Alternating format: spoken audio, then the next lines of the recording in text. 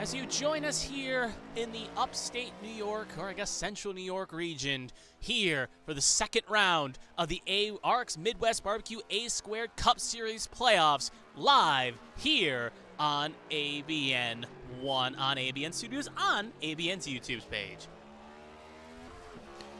So as we get ready here, just had to make sure everything was muted up here, as we get ready watching the middle of qualifying here for the Holler Boyz 110 here at Watkins, Glen. Round 2 of the playoffs is on us here as you join us halfway through qualifying as we watch right now Stefan Oberstadt put down some times here with just a little under 4 minutes, a little bit above 4 minutes to go in qualifying, and Oberstadt sends to the corner there.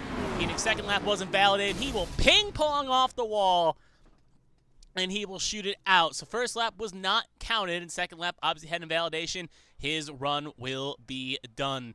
So we'll see if anyone else is on a lap, and we'll watch some drivers go around. Here's Seth Wanzig, for instance, currently 18 above the cut line, currently sitting in de facto P10, tied for 10th. We'll go over all the standings in a second here. We'll see if we can watch a driver doing some hot laps around here. Actually, we'll focus on Zach Millett here. If he does another lap around here, we're actually going to do a onboard shot with him. Go inside the cockpit. Here is obviously driving for the team that sponsored the race. New York boy himself, so a hometown race just like myself. It's going to be see what he can do here. Obviously, playoffs looking good at the moment for him as he will actually just come on in, so we won't even be able to use him as our reference car here. So instead, we'll focus on Lilacs here, another strong driver on the road courses. We'll see what she can do around this track here. Obviously, A² Cup rookie, about 25, 30 points above the cut line. And she will give us a tour around Watkins, Glen, and see what you got to do to be fast around here. Obviously, all of the cars actually put down qualifying laps, except for one, Ross Baxter, who looks like he is currently about to finish his second lap. So we will stay on board here with Zier, so we can get a nice little shot of what these cars do and go around here and how they can navigate this track.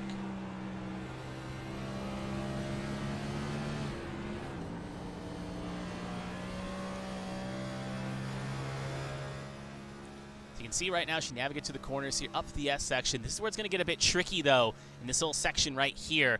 You got to get on the brakes, make sure you get to the bus stop cleanly. You do not want to invalidate. You do not want to cut a corner here. You want to make sure you hit your lines perfectly and get off exit. For a lot of these drivers, are going to have to navigate that correctly, as that bus stop can be a bit of a zone of passing, or at the very least set up for an opportunity to make a send down here if a driver makes a mess of the bus stop. Take it as wide as you need to here. You only got a couple more corners to go before you end up finishing the lap. She goes aggressively in the corner here, kicks it out, gets a nice rotation.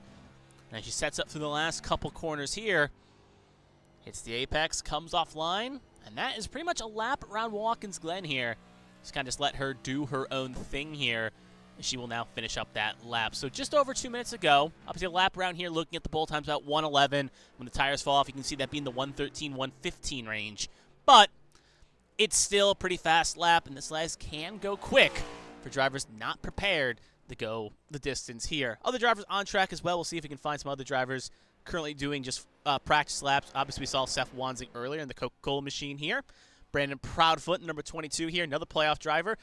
Had a bit of a poor first round, at least to his standards, but still had a big cushion, so still looking poised to go into the playoffs, but has to keep that performance up. Lily Pelletier-Sharp, driver that was 20 above the cut line, currently sitting, I believe, in P8.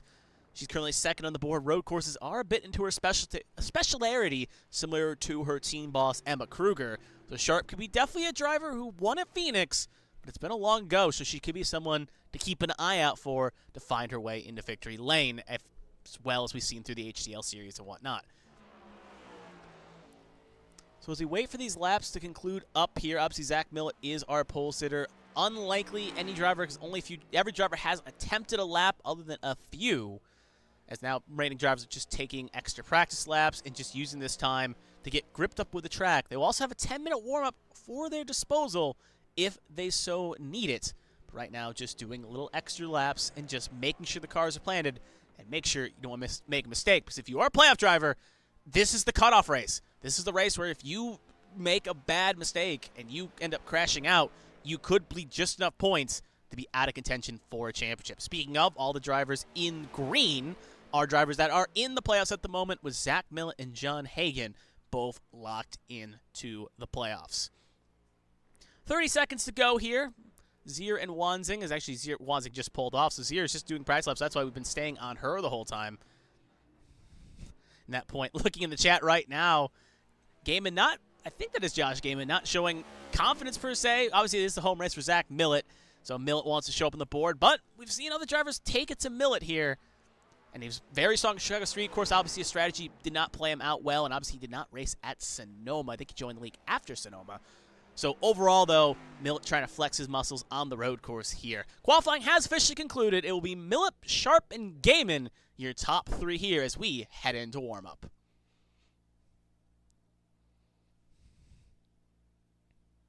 So we got 5 minutes on the warm-up charts here as we get on ready here. And as drivers get ready to do their little extra practice and do their extra little laps here, we're going to take a look at the standings and see where exactly all drivers go. So we'll actually watch Dale Markowski for a second here.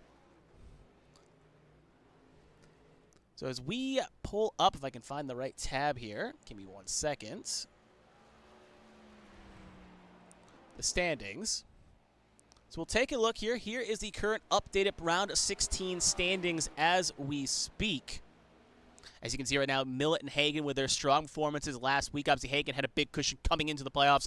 Zach Millett won Darlington. Both are now mathematically locked in to the playoffs right now. Looking further down the list, though, you can see as it shakes up, you can see that it's Brandon Featherplace 35 above the line, Gaiman 33, Zier 31, Daniel Michelle 30. Pretty comfortably in at the moment, but again, bad races could throw him out into the cold. Sharp 21, Proudfoot 20, Wanzing 18 along with Sears, but then it gets a little bit interesting. Stefan Oberstadt only 10 above the cut line. Davey Hawk is the cut line, and then you got Markowski, you see have a little bit of a mistake there in the background shot there. 4 behind the line. Then you got David Wright, who's 7, Jeremy Brayall, who is 8, and Kevin Feemster, who's also 8 points behind. So anything can change up with these drivers being so close in the standings. One little mistake, one few extra stage points. For instance, if, let's just use an example, Markowski gets a couple stage points and Davey Hawk does not, he could easily cut it in and make it so in the final stage, it could be a race. Whoever finishes the highest gets into the playoffs, including there'll be stage strategies as well. With it being a road course, drivers may try alternate strategies. Some may stay out to get extra tires and fuel, or stay out to get stage points. We'll have to keep an eye on that. And lastly, there are incident penalty points these drivers have been accumulating, and if a driver does hit that, they could get a points penalty, and that could take them out of consideration. So they have to be careful to make sure they keep their cars clean and not bleed points. Speaking of, we also do have the silver bracket as well. We'll take a look at that as well here. The 12 drivers that are not in the playoffs, that are series regulars, are fighting out for the pride of being the best of the rest. And in turn, if they have not won a stage or a race this season, clinch themselves into the All-Star race, which will happen after Homestead in about, give or take, 7 weeks. Cody Pennell takes the lead with his strong performance. Bren Roberts falling behind with 7 points behind.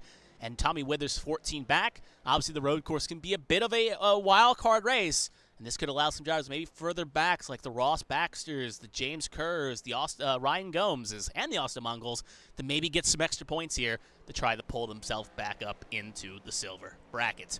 2 minutes ago here in qualifying. Session is continuing on here right now. Obviously, you see Markowski pulling into pit lane.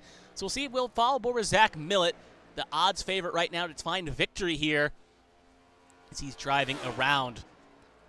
Obviously, when he joined the series halfway, quarter of the season of the way through at Texas, he put a statement by finding victory lane there. And right now, the experts were saying he's got a good chance to make it to the Final Four. And right now, he is proving those experts right as we speak. Speaking of doing some quick math here, we have 14 of the 16 playoff drivers here. So 2 drivers. We'll go over the starting grid in a second. But right now, those 2 drivers not here, if my numbers are correct, are Kevin Feemster and David Wright. So if both those drivers cannot make it in before the race starts, which looks likely they will not. Actually, Kevin Feemster is here. My mistake. It is not Feemster. Do want to correct the record before I get corrected myself. It is not Feemster, so it's 2, 3. Wait, what? It's 14 to 6. There's 2. David Wright is not here. I'm trying to still figure out who the second one is. We'll take a look here in a second. But David Wright, if he does not make the 10 count, would be automatically mathematically eliminated from the playoffs, as he is not currently here. And thus, if he's not here, you can't get points. And thus, being behind the line, in turn, he would be out of contention for winning this championship.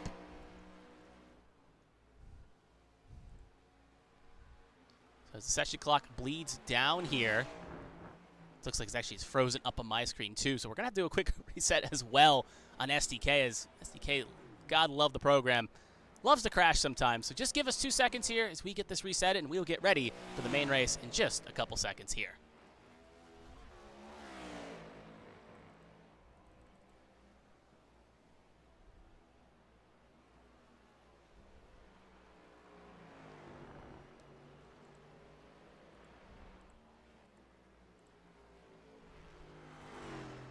So warm has officially concluded, still waiting for SDK to reset. There it goes. So as SDK resets here, as you can see, warm has officially concluded. Zach Millett fastest in warm-up as we head on to the main race.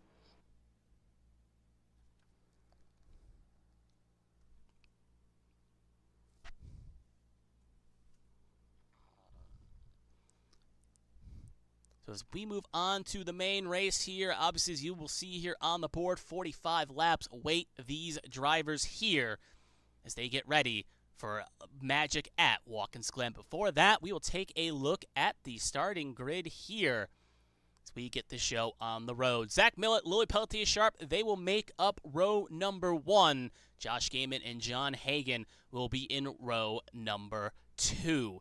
Next up will be Lilac Zier and Bren Roberts, highest of the silver playoff drivers. They will be in row number 3. Brandon Featherplace and Selena Thompson filling in, obviously coming in as a part-time entry coming in here tonight to run at the road courses. She's very strong at the road courses. She will be in row number 4. Tom Sears and Brandon Proud, but they will be in row number 5. Jeremy Brayout and Seth Wanzing will be the next 2 in row number 6. Moving further down the starting grid we go. You can see that it'll be Ross Baxter and Kevin Feemster in row number 7.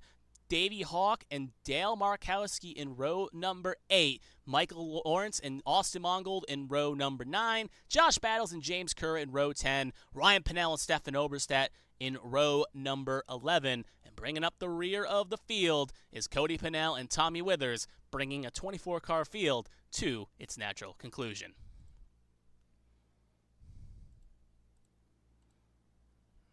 So as they see here coming up the hill, you can see drivers going away here and getting on the line. There's Josh Gaiman pulling out here. Obviously no sign of our current race leader, Zach Mill. Looks like he may have had a disconnection issue possibly. Right now he is not on the timing and scoring board here. So this is going to be big news for Millett. Now obviously Millett has that race victory, so he's not in a dangerous spot to not make it in per se. But right now if that was a connection drop, time could be lost. Looks like right now at the moment, still not seeing him penned out. I don't think he's had a disconnection. Try to see if he was behind the curve here. Hopefully someone in the chat maybe can fire it off what exactly has happened to the 31. But he will not take the flag in first position. That is for certain.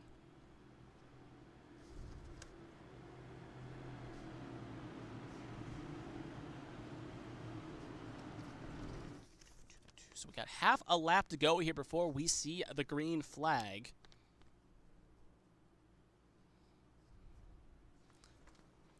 Still just trying to figure out who those 2 drivers are that aren't here. Obviously, David Wright is one. Let me see if I can pull up the standings here and see who the other one is.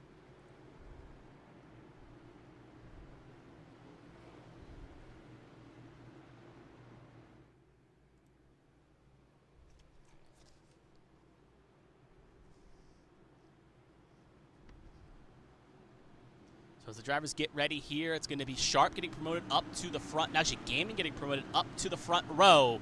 Sharp and Gaiman will be the first row. 9 laps await these drivers before stage 1 will conclude. Stages will officially end on lap 9 and lap 22.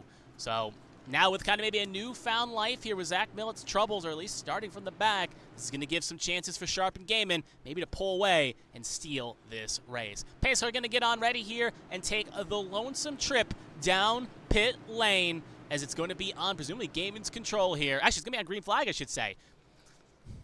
Green flag is out, and away we go for the Holler Boyz 110 here at Watkins Glen.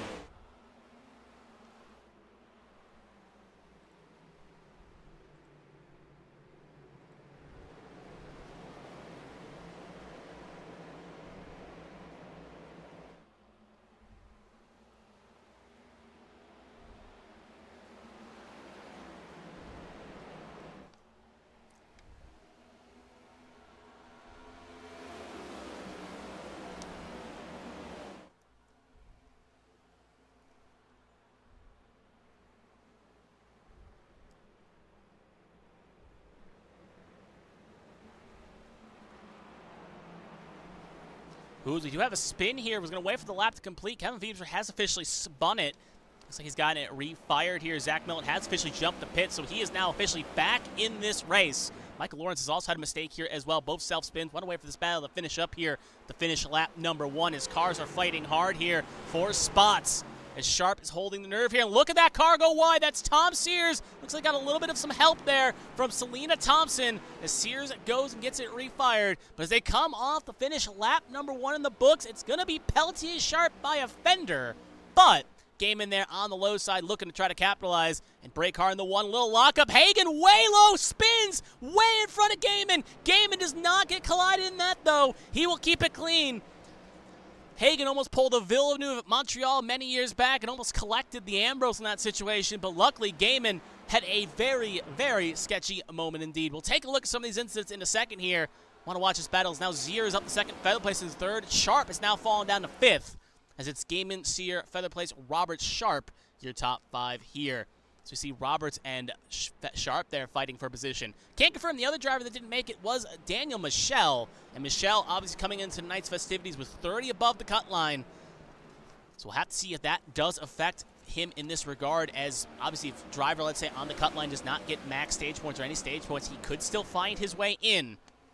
But right now, Michel could still get bumped out, and Dave Wright is mathematically eliminated for competing for the championship, as he did not take the flag in tonight's festivities. So lap 3 in the books here. We're watching Roberts and Sharp have a little bit of a battle here, but Josh Gaiman going to pull on out and lead another lap here. My timing and scoring board obviously updating kind of weird here in a sense.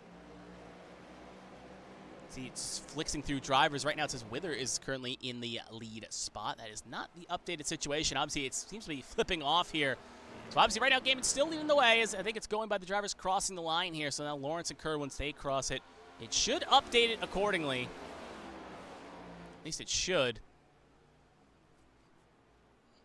So right now James, yeah, it still says Kerr and Lawrence here are obviously 1-2 at the moment. They're going through the last couple stops. Here is Gaiman, who was our de facto race leader.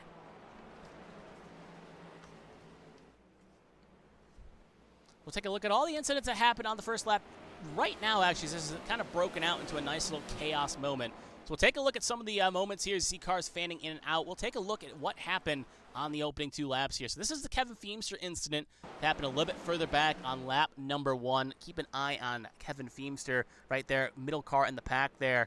You can see right there, goes to the bus stop in his number 20 machine. He's spinning out there. Luckily doesn't hit anything, but ends up having his own mistake. A little bit further back, obviously coming down the line here, is going to be the incident Tom Sears and Selena Thompson had here.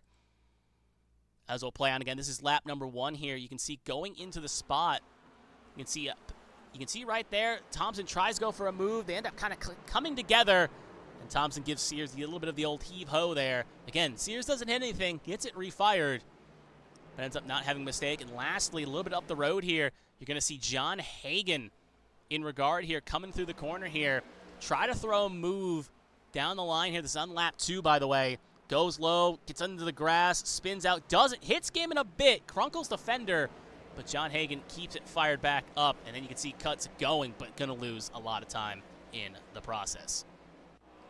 So back to live action. While we were away watching that, Gaiman has now opened it up to about 2 seconds. Brandon Featherplace has now found his way to second. Lilacs here looks like she had a bit of a mistake. She has now fallen down a couple more spots. She's now down to a 5th position right now. Speaking of, there's Sharp, and there is Proudfoot fighting for 3rd. Proudfoot going to go on the low side here. They will be side by side coming down the straight. Sharp going to get the good drive, though. Zier going to try to follow suit around the high side as well, heading off into 1. Proudfoot going to be more daring on the brakes. Sharp trying to close the door. Can't get it fully closed. And now Proudfoot going to try to drive on by here. He will now be promoted up the 3rd spot. So Sharp in 4th, and now Zier still going to keep 5th position. As Eric continuing to drive away here. Speaking of, we'll ride on board here with Lilac Zier, currently sitting 5th position. She has a good spot right now. She survived a bit of the opening chaos. She's just trying to keep her nerve right now as we speak. Keeping it in 5th. As you can see, Proudfoot get a little bit loosey-goosey there in the bus stop. It's going to allow Sharp the chance to make a run here. Going going to go a little bit more early on the throttle there. You can see through Proudfoot and Sharp as we'll go wide shot here. Sharp, though, not going to be able to get full with the run here. Drop the slot back into line.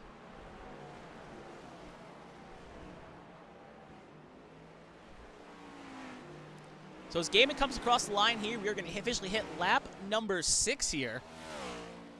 4 to go in the stages. Again, the stage will end on lap number 9.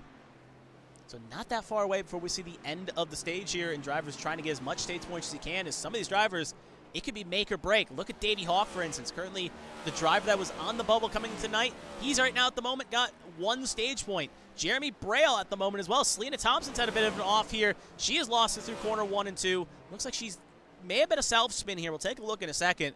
She's gotten it refired, and actually we'll just take a look at that now if we can. There we go. As we'll see what happens. She's obviously alone on the track. It looks like she's just probably going to go into 1 here. Yep, and it's just going to kick out right there. Get loose on the triple strip, and luckily they're stopped on the low side. No one ends up hitting her. You see a lot of cars fan in as they all fan out and avoid. Battle still raging on here. See if we can find something else. Obviously, right now it's big-time fighting here between Sears, Davey Hawk, John Hagan, Tom Sears, all under a blanket here. And now Hawk having to fight hard here. He probably needs as many stage points as he can get. He's going to get double passed by both Sears and Hagan. As Hagan's a little loose in his KFC machine. That's going to leave him poised for an attack here. So he gets a poor exit. John Hagan actually coming in here, obviously not caring about stage points. Going to try an alt strategy approach here, and that's going to help out Davey Hawk, put him back inside the top 10.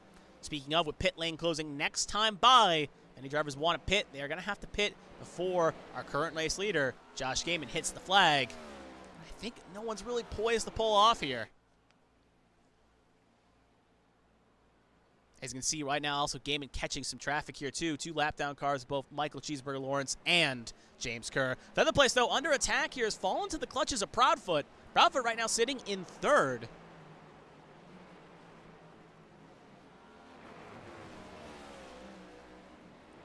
Going way wide that 22 machine is. Not going to really fully capitalize here. Sharp is also going to be on the door here. So big battle for second as we speak. Looks like Thompson's had another slight mistake here. A little bit further back, but we stay on the battle for second here. As they come off the last corner, Gaiman will not pit. No one else seems to be peeling off here. Kerr's pulling off, obviously, but he is a lap down. Now pit lane has been officially closed. These drivers will have to ride it out to stage completion.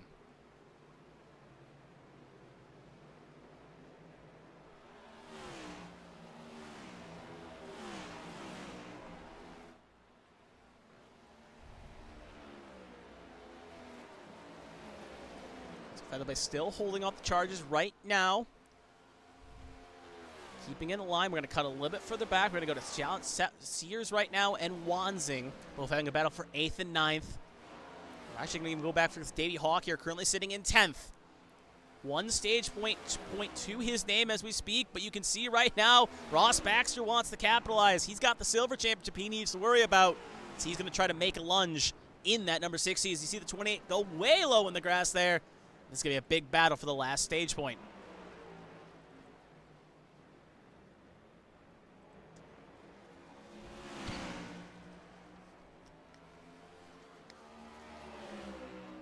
As you can see, Baxter trying to make a lunge here. Go deep into the side corner here, side by side. Baxter looking poised to try to make the lunge, but Hauk going to stay firm on the inside here. Again, 1 lap to go in the stage. They are fighting hard for the last stage point here. Hauk will hold charge. Back up for second here, though. You saw it on the timing and scoring board. Proudfoot going up the hill here. This is the big battle for second, too. Proudfoot on the low side of Featherplace will get the job done. Now Featherplace under poise and under attack from Pelletier Sharp. Pelletier Sharp, can she steal a stage point here?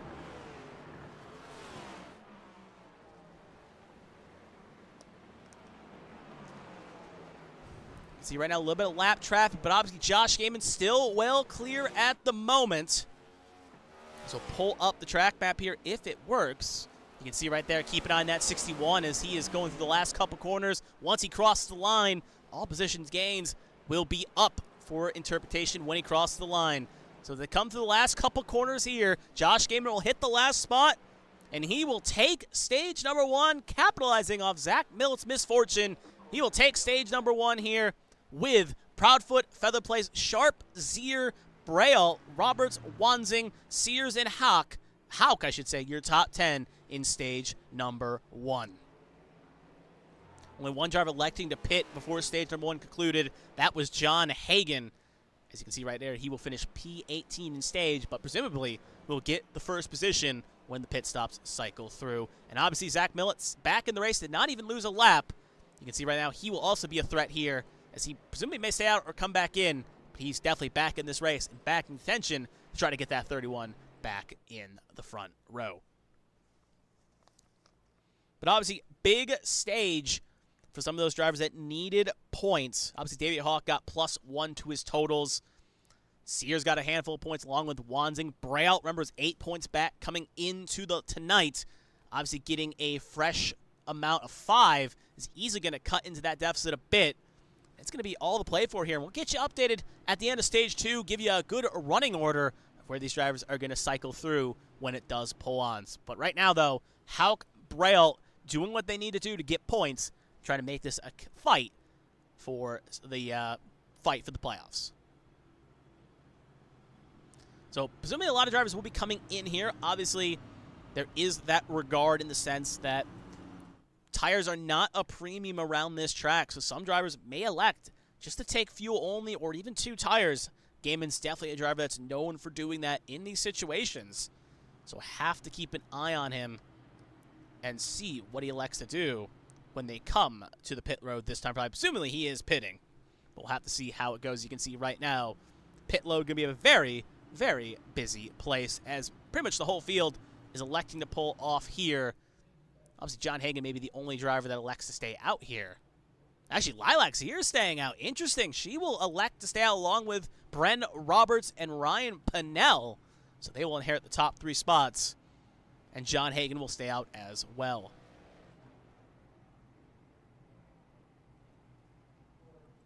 So keep an eye on the pit lane right there. You can see the cars go by. We'll keep an eye on the pit lane here as they all cycle through here. See what car can win the race off pit lane first.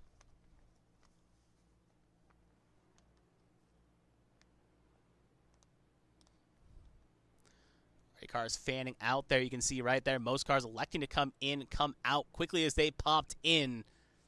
You can see in regard, Game to come out first. Proudfoot come in, 2 tire stops for most of them. Featherplace as well. Sharp taking fuel only. Only cars really elected to take 4 tires. Tom Sears will be one of the few that took 4 tires here. This is also a bit of a help out for Zach Milton, like I was saying. It's now got him re-bunched up, and in turn giving him a chance to maybe fight to get back up to that top 10. But Lilacs here electing to stay out the farthest. She will take the race lead. Presumably when we get the 1 to go this time by, it will be her, Roberts, Pennell, Hagen, Bray at your top 5, all staying out under the first pit stop.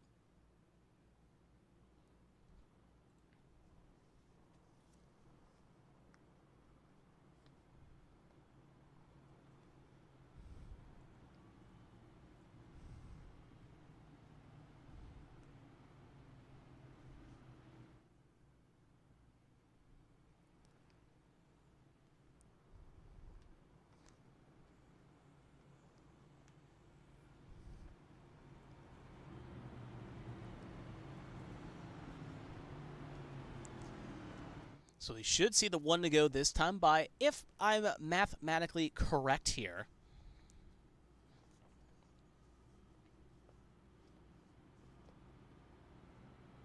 Again, just doing some calculations here. Just give me a second. Obviously doing some stage math here. Obviously these results would be unofficial per se, but it will at least give me at least a rough idea where all the drivers should cycle through when this stage plays out. You can also see another driver coming in there as well again. We'll see who exactly it is. Looks like it was James Kerr coming back in to top off.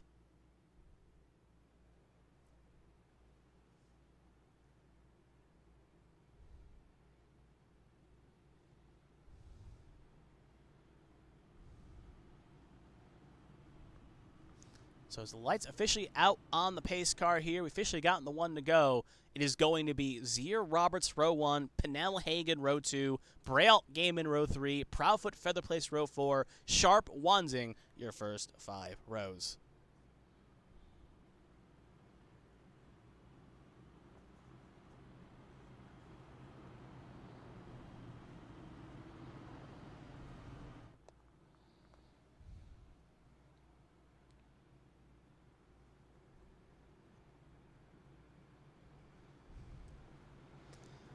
And again, looking at stage points right now, with Stefan Oberstedt obviously not getting any stage points right now. He's still 9 above the cut line at the end of stage number 1, with Davey Hawker now being the cut line, and now at 2019. Markowski, Feemster both getting no stage points. Jeremy Braille getting 4 stage points. He'll now be at 2014. He'll be 5 back on Davey Hawk at the end of stage 1 here. So again, if Braille can get another good stage here, he could make it a duel between him and Hawk, going for the last stage points. Speaking of, we do have a couple of retirements. Cody Pinnell is behind the wall. He did not take the flag, so he will presumably lose his silver championship advantage here after tonight, as he will hemorrhage points. Selena Thompson, long pit stop clock for her. Looks like her day may be done unintentionally, but she is still 1 down, so we'll see if she can get back on track. James Kerr, a lap down, still running. And Josh Battles is now back on the lead lap, so we'll have 21 cars here coming to the green flag to start stage number 2. Control will be on Lilac Zier when it's all said and done. And it's going to be a short dash for stage number 2 here, as the stage ends on 22. So we will have basically 10 laps, a 10-lap dash for stage 2 here. So as pace car gets on ready to pull on off, it's going to be on Lilac Zier's control here. Green flag is out, and away we go for stage number 2.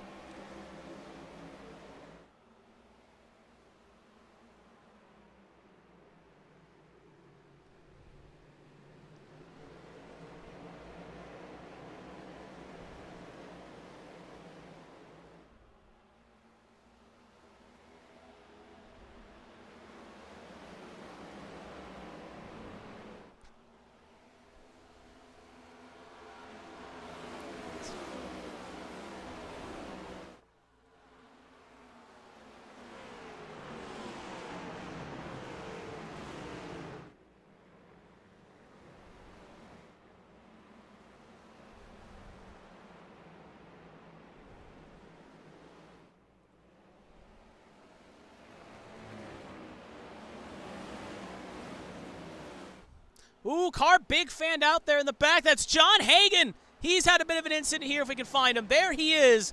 Reminds me of Gordon back at 09. He's had a big lick here as he is basically stationary. He will now get fired back up here. Question is, did he get any help from anyone else here? We'll take a look here. You see right there, he was in the top 5 battling spot here. Looking at the replay. Oh, Proudfoot goes high, but yeah, curb upsets the 81, hits the inside wall, shoots back on the road. Luckily, everyone else avoids him for the most part. You can see right there, good avoidance by everyone else to avoid hitting him. And he will basically just be stationary, but that's all the time lost Hagen has gained. He may have to pit back in to get that damage fixed. Speaking of, you see him come in the pit lane. Drivers do have one fast repair for their troubles if they need it, but obviously you do not want to use it if you don't need to. Battling up here as well, you can see Proudfoot, big lunge on Gaiman. So we're trying to get that on camera there. Actually, it was Ryan Pinnell, I should mistake. That was getting passed by Gaiman, I should say, right there. Proudfoot's up to 3rd here, hammering down Braille. Cars, multiple spinning! Millet, Pinnell, Sharp, all involved there, as they are going to lose multiple minutes of time here. See if we get someone on that shot. There's Sharp still stationary. There's Ryan Pinnell now firing off. Very aggressive moves there. We'll take a look here again. Also, Seth Wanzing's had an incident too, so we'll take 2 looks here. First, we'll look at the incident with Seth Wanzing. See if we can figure out what exactly happened to him. Looks like it may have just been a disconnection, so we'll actually now go to Ryan Pinnell here. So you'll see right here, coming through the bus stop. We'll see if we can get a good shot here. Mounts the curb, way aggressive. That opens the door for Gaiman to try to make a lunge. Oh, did Gaiman get into the corner? We'll watch again here, and then you can see the sping pong effect there The Millet and Sharp there is just nowhere to go. Take one more look as well. Just kind of want to see. We'll ride on board here on the hood cam with Pinnell. Because if that is deemed an incident, that could hurt Gaiman when the stewards take a look. Or it could be racing incident. There you can see mounting the curb again. Gets into the grass. Obviously, Pinnell has to concede here a little. Nah, it looks like Pinnell drifts out here just a bit. Don't think Gaiman turned in all that much.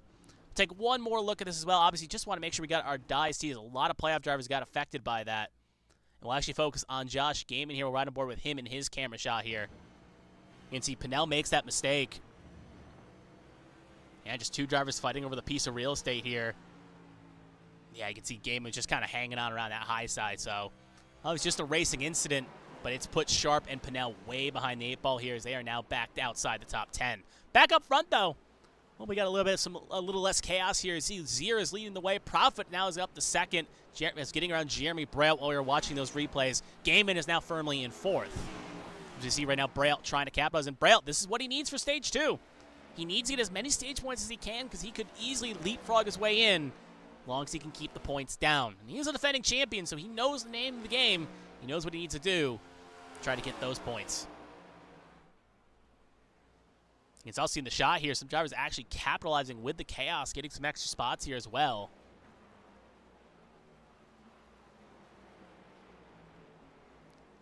And this is where it just gets a bit sketchy as we'll actually ride on the hood of Josh Gaiman here. Been interesting in a train here. Feather Play's going to go wide. Now you're going to see Gaiman going to try to go low on his former team boss. Going to be side by side for 3rd position here. Gaiman going to try to rip around the high side. And this is where it gets a little interesting. If you're Braille, you want as many stage points as you can, but you do not want to end up getting wrecked or getting turned, especially with Davey Hawk, the driver right now at this cut line, currently sitting in 9th. You do not want to cost points if you don't need to. So it may be a bit of risk-reward for that 74 machine. What does he do here? Does he go aggressive, try to hang on to the points? Or does he maybe concede 1 point, knowing, hey, it's better not to lose the battle than the war, and try to get as many points as he can on the far shot?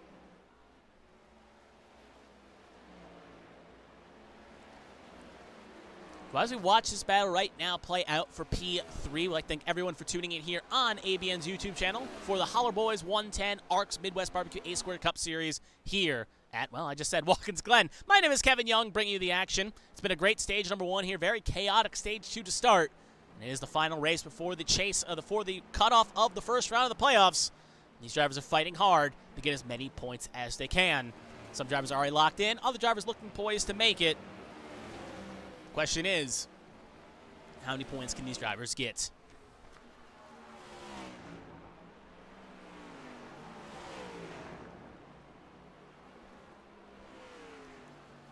Watch the battle for 3rd. One thing I have to note as well is you Gaiman get a little rotated there to try to make a lunge off the corner here. Focusing on this is a battle, but you can see on the board it's scoring. Hawk and Feemster right now battling hard for 9th. We'll cut there in a second, possibly in a second as we watch this battle. Actually, we will now cut there right now.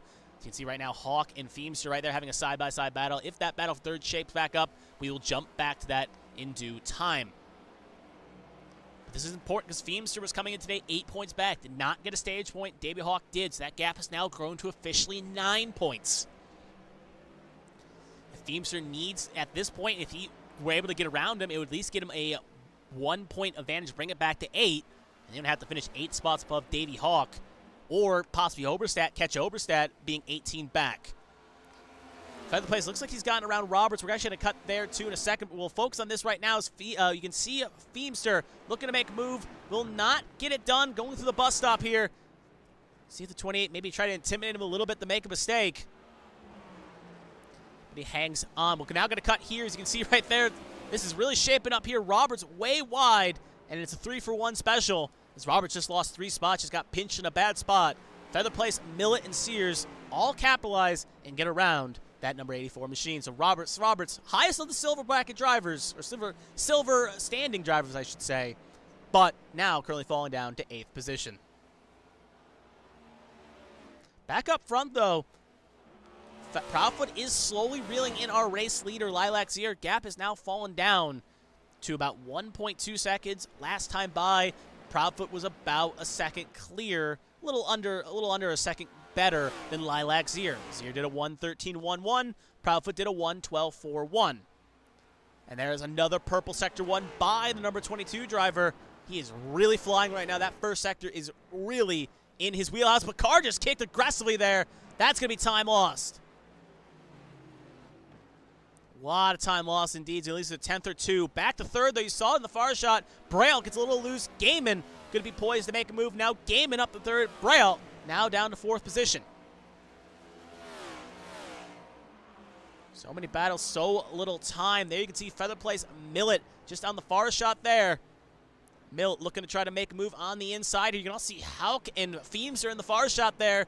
Folks, and this is top 5. Sears way loose out of that corner. Feather Place still holding charge as for now, but you can see Millet's going to have the advantage on the inside here. Feather Place is not going to be able to go defensive. Millet going to outbreak, and Feather Place cannot get the over-under, so put Millet up to 5th, Feather Place down to 6th, and team boss Tom Sears of Brandon Feather Place currently now sitting in 7th position, looking to try to pass his teammate. Speaking of, we'll see it right now. We're still focused on that battle for the lead. Proudfoot has now gotten under, down to 7/10 here. So we'll cut to that in a second here, but right now we'll keep an eye on this, as this is one of the closest battles we have on track at the moment.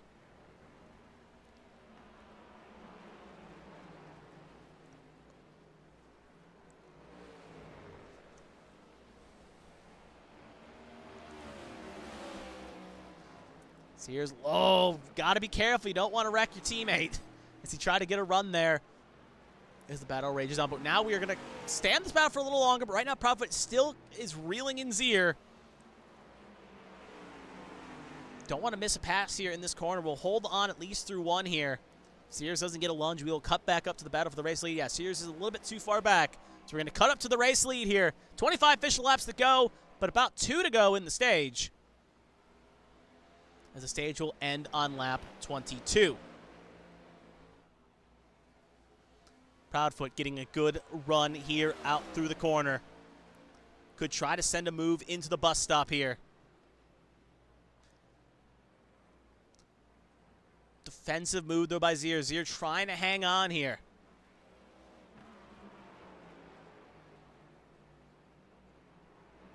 Good defensive play by Zier. She's holding off the charge here from Proudfoot. Proudfoot going to go low here, maybe go aggressive. He will try to take the lead here in his Twisted Metal Machine. He will get clear. Zier will see if she can make a run down here. Coming off the last corner. Zier going to be on the corner panel, possibly. No, she will not. We'll see if she aggressively sends it. Presumably, I think we got 1 to go in the stage here. But Zier a little bit further back than she can.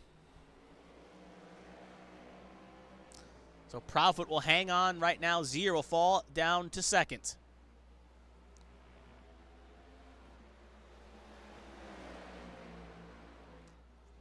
I believe next time by, well, actually, I thought we had 1 to go in the stage. We have 2 to go in the stage now. Next time by will be 1 to go in the stage, if my math is correct.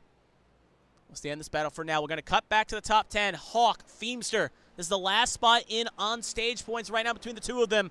Aggressive fighting as both drivers need to have the success. Hagen's just had an off track. He's back in 20th, though, and he's had to jump the pits. It's been all gone wrong for John Hagen here. Feemster will get clear of Hauk. So put Feemster up to 9th.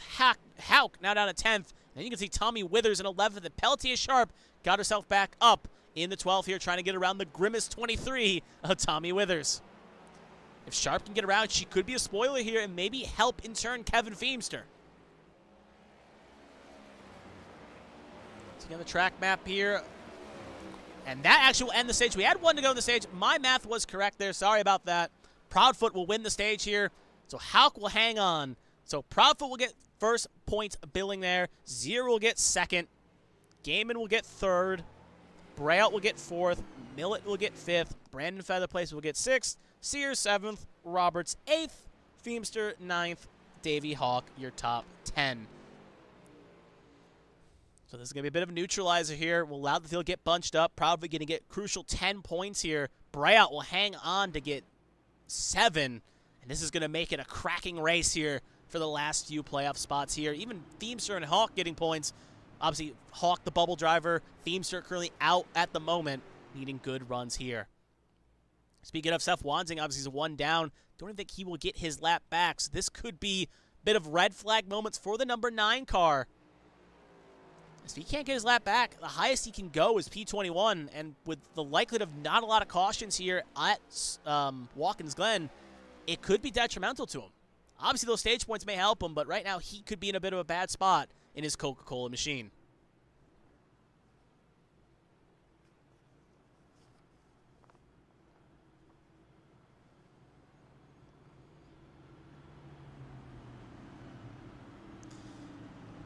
So as we do some calculations here, watch pit stops. Presumably open up this time by. No cars came in before stage 2, so presumably pit load is going to be full of every car coming in.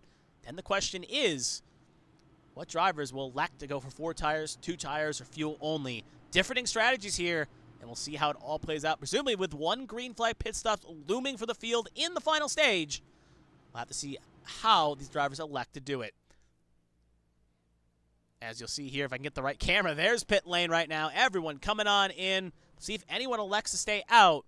And you see the drivers file on in. The question is, who will be the first driver to win the race off pit lane?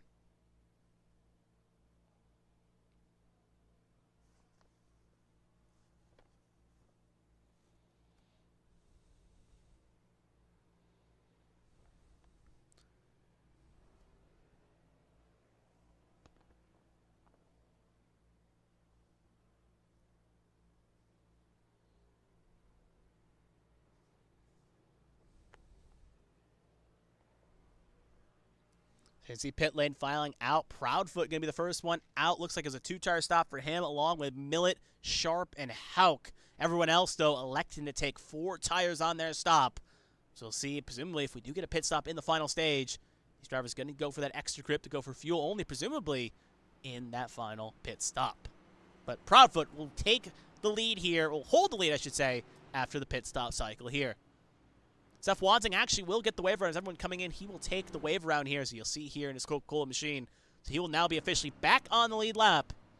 So it's not doom and gloom yet for that 9, but he's going to need a good run here in the final stage.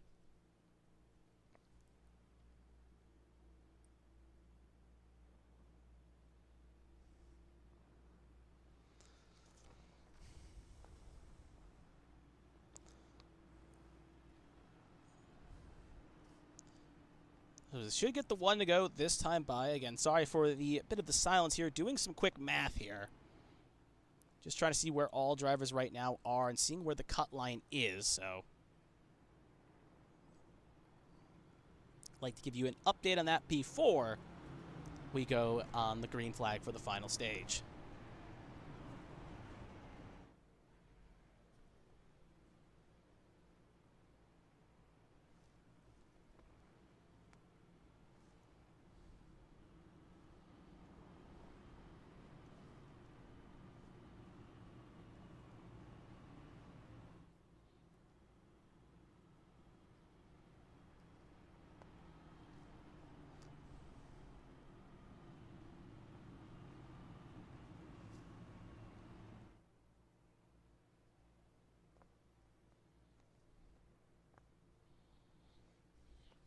See a few of the drivers coming in the top off. So doing some quick math here. Hauk is still the cutoff driver right now. As we'll see right now, it's going to be Millet, Proudfoot, row 1. Hawk, Sharp, row 2. Game and Zier, row 3. Featherplace, Brayout, row 4. Themester, Robserts, your first 5 rows. Right now, Davey Hawk is the last driver in and stage points at, I guess you can say, in the playoffs at the moment. He is actually, sorry, he is not. My math has actually failed me here. It is actually going to be Jeremy Braille, last driver in with stage points. Currently, right now, 1 above Davey Hawk for the last cut line spot as we speak. But 7 points behind Stefan Oberstadt, Jeremy Braille is 8 points for Davey Hawk, who is currently 11th. So the race is on between those 3 drivers. Right now, for 2 drivers trying to get 3 spots. Oberstadt will have to have a good final stage here. He wants to try to get points. Right now, the 4 drivers out. If my math is correct, Davey Hawk, who's 1 behind Jeremy Braille, Markowski, who is 7 back. David Wright's obviously already been eliminated. And Kevin Feams, who's 6 back. So again, to reiterate, Jeremy Braille, is currently the last driver in the playoffs. He's number 12. He's the bubble. Hawk 1 back. Feemster 6 back. Markowski 7 back. And David Wright eliminated as he's not going to score any points here tonight. So it'll be interesting how this final stage plays out. And lastly, with Daniel Michel not here tonight, he is currently, as we speak, 27 points ahead of Jeremy Braille here. So he should be, with it only being a 24-car field of points, presumably should be good enough to still get in. But if some of these drivers on that bubble line start really making strides here on points, he could find himself out and maybe jumping out here by not getting any points here tonight. So we'll get you updated on that.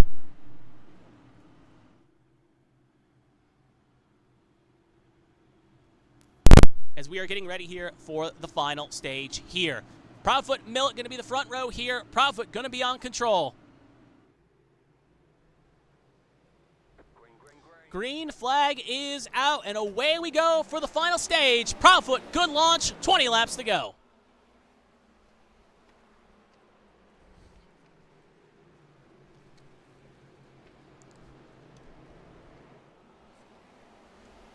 Cars fan out, fighting for position, battle for second. Millet, Sharp fighting up the hill here. Remember, Millet was our pole sitter, was the threat to win this race. Sharp getting loose up the side road. She will hit the inside wall. Cars will fan out, try to get around. Braille will get pinned behind. Luckily, no one else hits the wall, but this is going to stack up the field quite immensely here. Braille going to be under attack here as well. As cars fan out for a position here, that could be detrimental for some of them. Braille will hold on and get the 8th. As the rest of the cars fan out here, we're going to cut back up to the lead. Millet on the back of Proudfoot. Take your mind to last year. Proudfoot was having a battle with Aiden Norman last season for about 16 laps of the Watkins Glen race. Eventually, Norman got around Proudfoot, and Proudfoot ended up, I believe, finishing in the top 5. But Proudfoot looking to try to right the wrongs of last season and try to win this track, where if he won last year, would have qualified for the playoffs and had a different story. 19 laps to go here. Battle for lead is still very intense indeed. Proudfoot, Millet, Gaiman all under a blanket. Should be worth noting as well with Proudfoot and Gaiman both should be good to make it to the next round, but obviously winning this race gets you those extra juicy playoff points that could in turn help you out in the next stage, with those tracks being Kansas and Bristol. Looking that a little bit further back, you can see Hawk and Zier side by side. We're going to cut back to that. Davey Hawk trying to pull the Superman approach here. Remember, he got that magical run at Daytona and got those points to keep him in 4 points above of Bren Roberts, lying in the fight for the championship. And right now, currently in 5th, that's what he needs to do if he wants to ensure himself fighting for a championship next week instead of being on the sideline. Well, still here, but now just trying to race for pride. Roberts going to try to go around the high side here. De facto silver standings leader as he's going to make a lunge on the low side. He will get clear now. Braille going to try to follow suit. Going to be very aggressive on the move. Peltier Sharp going to try to rip around the high side as well. That's going to be 1-2 spots lost for that 28 machine. Now Featherplate's going to try to follow suit as well around the high side. How going to go defensive.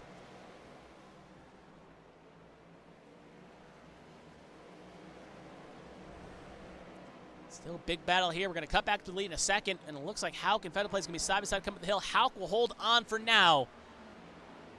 Sears has also caught him as well, and he is starting to bleed spots and bleed him heavily. We're going to cut back up to the lead here. Millet is now caught back up to Proudfoot. Gaiman there in 3rd is also ready to capitalize if something happens.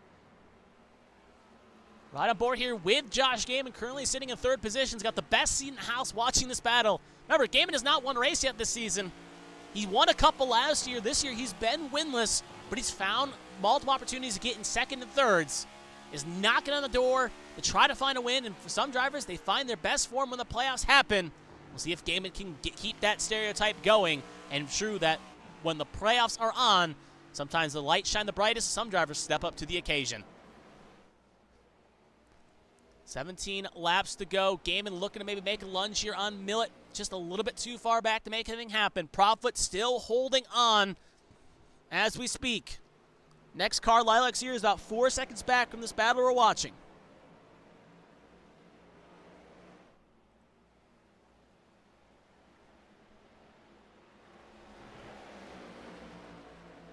We'll see if Millet can get a good run up here through the hill section here. Good run there. Going to go on the low side. You can see Proudfoot very defensive. Try to shut the lane. And that will just be just enough for Millet not to really make a thing happen here. And then you can see Millet get a little squirrely. Gaiman having a chance here.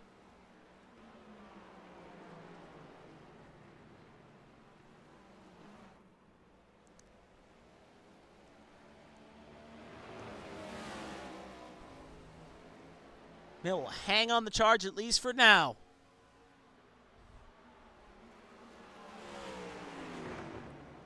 Again, should be noteworthy as well. Gaiman came in for 4 tires. Millet and Proudfoot both came in for 2 tires only, or presumably fuel only. So they both electing not to take those fresh tires. So Gaiman has the freshest tires out of the 3 of them.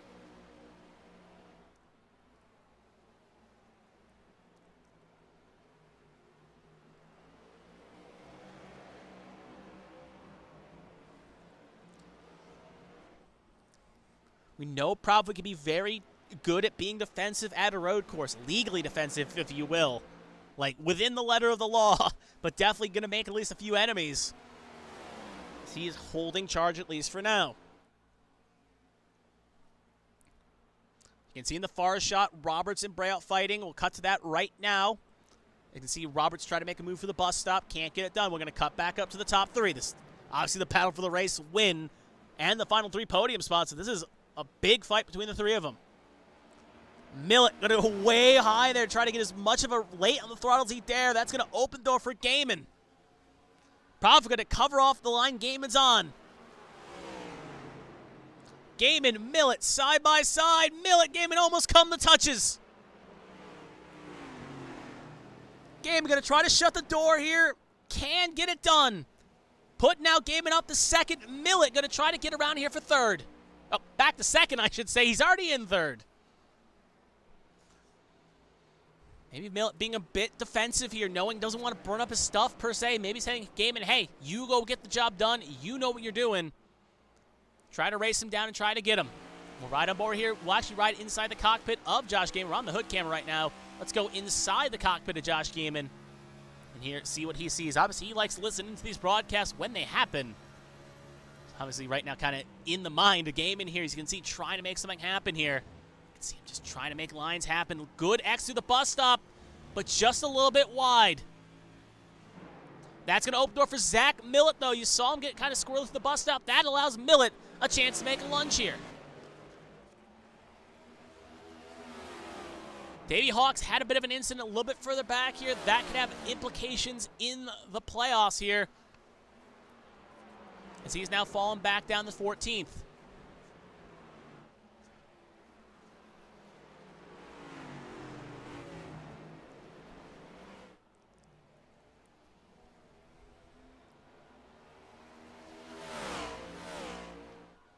$14 laps to go here. Gaiman still hounding the back of that Twisted Metal 22.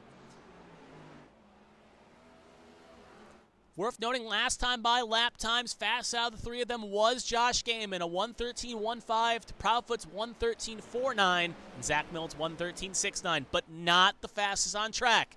That was Lilac's here, car currently in 4th, and she's about 3.5 back, so these cars continue to fight. There you can see on the shot right there, that purple and white machine. She could be poised if something happens when these cars. Gaiman trying to be aggressive through that bus stop.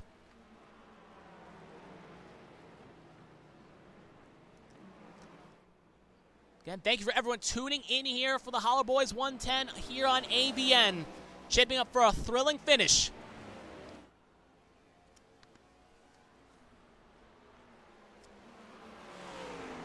Top 3 all under a blanket. You can call them pigs in a blanket with how close they are.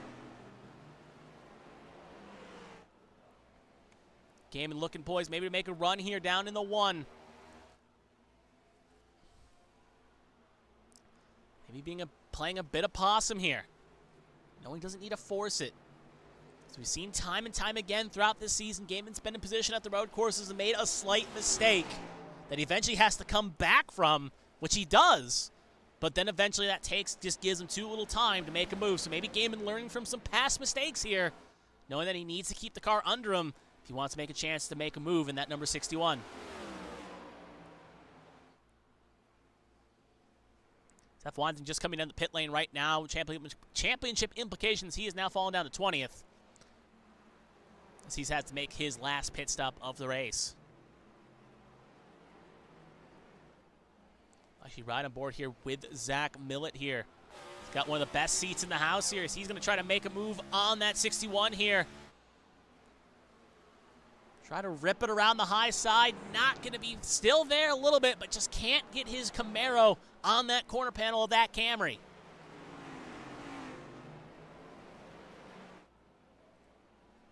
"13 laps to go. Now coming, I believe, to 12. Proudfoot leading the way here in his Ford. It's Ford supremacy up front.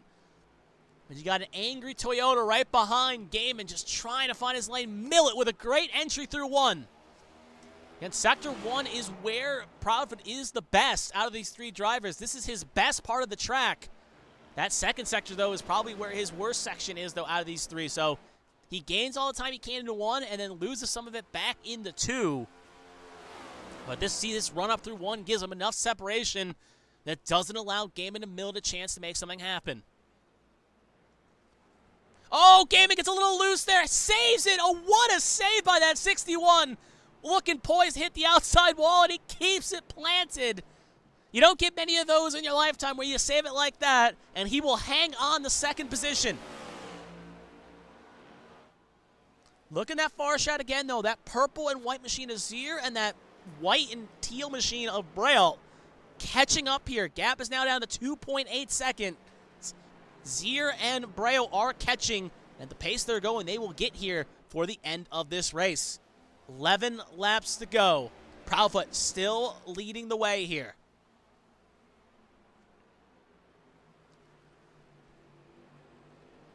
With provisional points at the moment, 4 drivers still out. Should presumably still be Feemster, Wright, Markowski, and Hauk. Braille should still be in by a comfortable margin. The question mark comes down to whether or not Hauk's doing enough to get to Oberstadt. And with them being 2 points ahead of Oberstadt, Oberstadt's still in as we speak.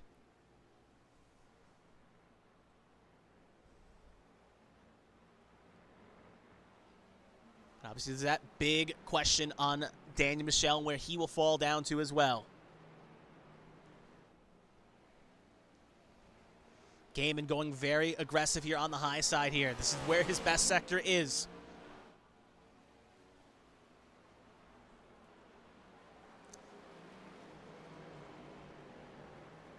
And this raises another question as well as we're about to hit 10 to go. What do you do for your first win this season?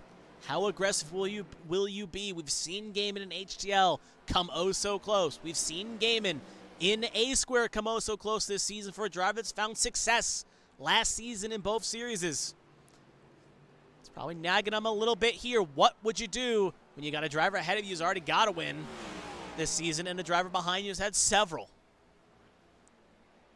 Especially with Kansas and Bristol being in the wheelhouse of his tracks, especially Bristol.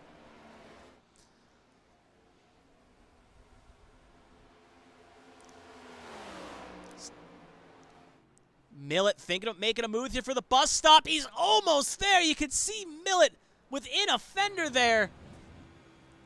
Really keeping that 61 on and saying, hey, you got to get it going. You got to make that move. Proudfoot gets a little bit backed up into Gaiman. Riding aboard here with Zach Millett in 3rd.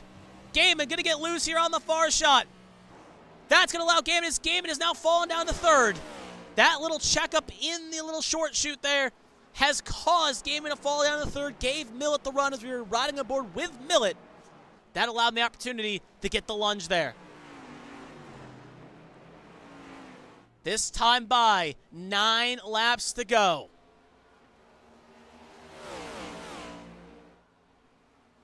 Millett thinking about making a lunge here, just not there on the panel.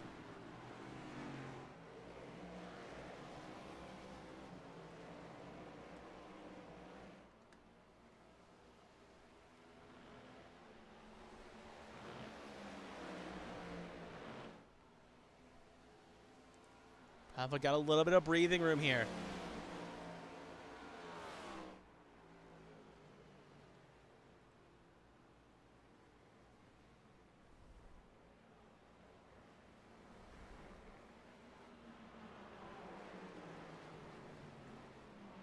Good run there by Millet through the short chute.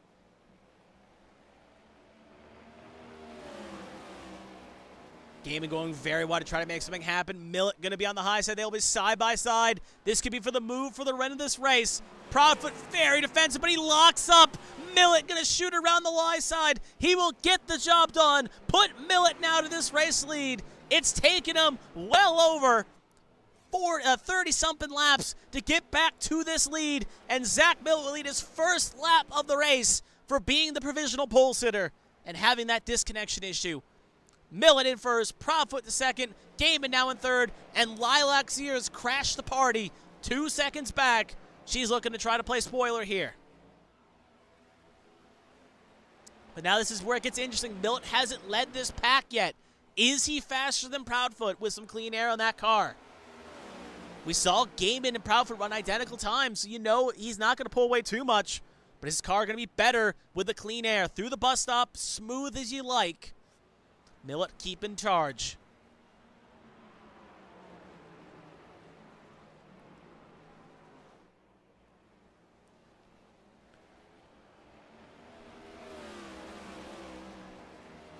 Good run through the bus stop for Millet. He's now put a few temps down on Proudfoot.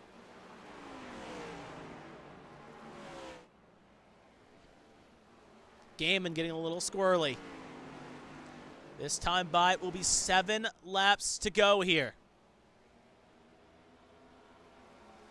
I assumed a green flag pit stop loomed for these drivers, but now I'm not so sure. They should maybe be able to make it on one tank, as we saw drivers obviously make it from stage 1 to stage 2. And that was about the same distance between here and now, so they should all be good to go on fuel. So my prediction of maybe seeing a stage stop here is not high. So fuel concerns are minor for these drivers. It's flat out to the finish.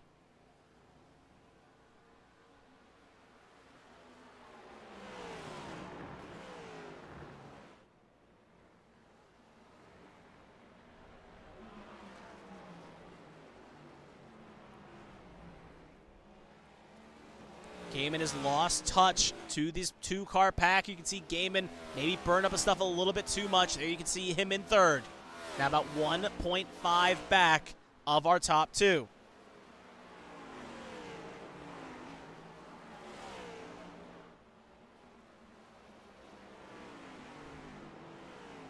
All eyes on this top 2 as we speak.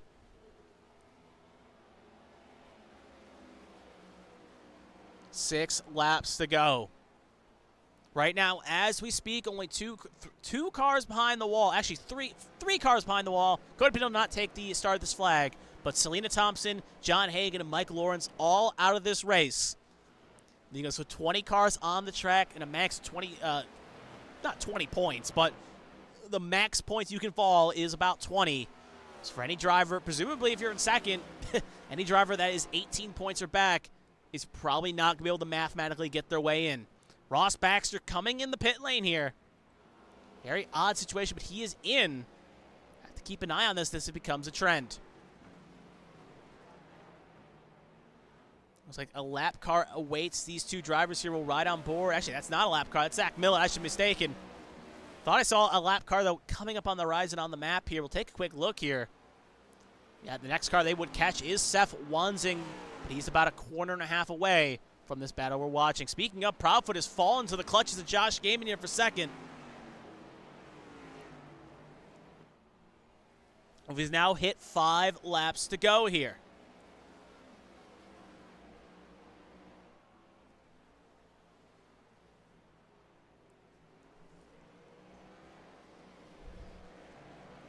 Top 2, 3, 4 under a blanket here. We'll do a quick wrap around the field. Zach Millet leads the way. Proudfoot in second. Josh Gaiman in third. Lilac Sear here in fourth. Lily Pelletier-Sharp coming up the hill in fifth with Braille behind in sixth. Brandon Roberts, highest of the non-playoff drivers, in seventh. Brandon Featherplace here in eighth.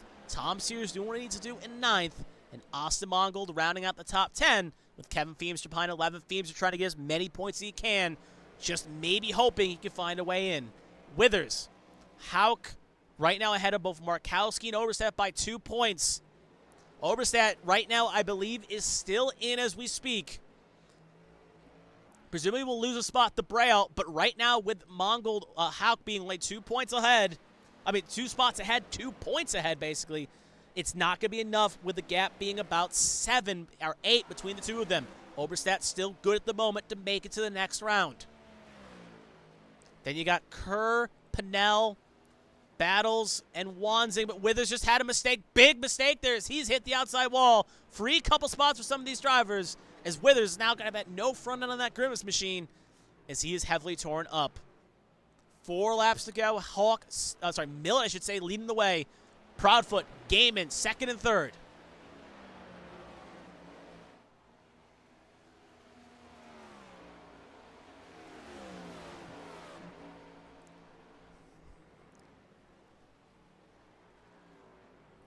Any extra spots could be crucial when coming into the next round. You want to get as many points as you can. Proudfoot cuts the grass just a bit there. Long game, and they're fighting hard. They're pushing hard.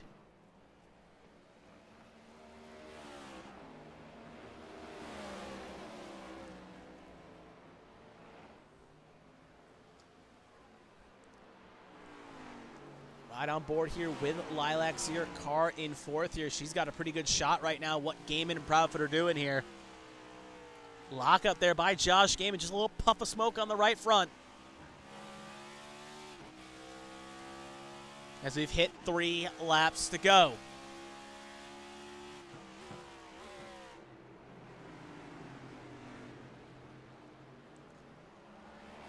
Proudfoot, Gaiman, Zier. Markowski's had an incident. There you can see front end torn off, and that is probably going to be that for that 33 car. Heavily wounded. Going to just try to limp around here, but being out of the playoffs as we speak, it is probably done for the Black Acid Racing driver as that left front also looks a bit toked in as well. As, yeah, you can definitely see on that shot, that is probably race done for him, or there at least a lengthy repair. Proudfoot, Gaiman still pushing front to back here. Zier, I believe, is getting caught by pellets. Actually, not Zier's been caught by no one. Zier has actually been in front of the Grimace machine of Withers, who just came in the pit lane and used his fast repair. Thought I saw purple and white, but that was Zier. Folks on the battle for 2nd is Zach Millet is looking poised through the couple corners here. You can see on the shot. So he's going to enter the last corner here, and he will see 2 laps to go for the hometown kid. Or home state kid, I should say, as he will come across the line now. Still focused on the battle for 2nd. Speaking of, while we kind of watch this battle here, we're going to cut to Jeremy Braille for a second. Currently sitting in 6th. You got to tip your hat to him, as he knew the mission statement. He needed to find 8 points to get into the show to make it to the next round, and he has done that by getting at least 11 in the 2 stage breaks, and now running 6th. He is poised, bearing a mistake, to make it to the next round. The 2022 champion looking to try to do what only I believe Seth Wanzing has done and win multiple championships here in the A² Cup Series. You can see Markowski just trying to limp home here in that number 33 machine. Hopefully he does not impede anyone here too much. He will cut through the grass. Obviously that car is torn up. Heartbreaking for that 33. Just trying to do whatever he can to get into the final round. The next round, I should say. Times have fallen a bit as Mills maybe taking his foot off the gas here. It's now fallen to 1.33. But as they come for the last corner here, white flag going to be in the air. 1 lap to go. Brought to you by Smeal Racing Designs.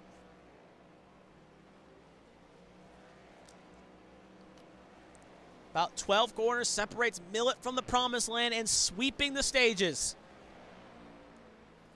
1.72 clear as we speak, and gap is consistently staying. There's Seth Wanzing up on the shot. Believe he has enough to make it through. Have to do some Renacons on the math when we get to the end of this race. Through the bus stop, no problems for that number 31. Again, it took him well over 30-plus laps to get to the front after having a disconnection in the first base before they even took the flag.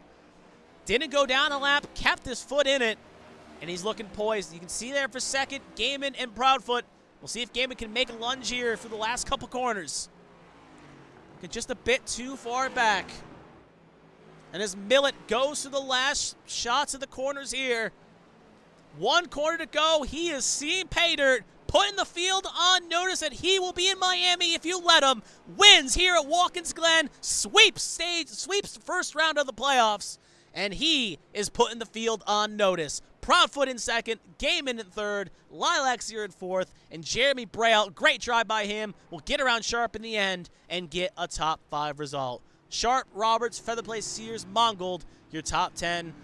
And again, Zach Millet, again, home state race for him.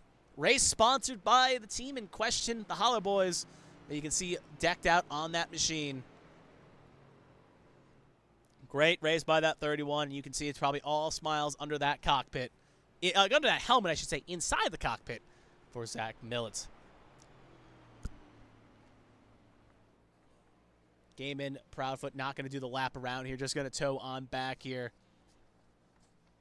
We'll see what Millet does here. No, he's probably going to burn it down here when you give him a chance.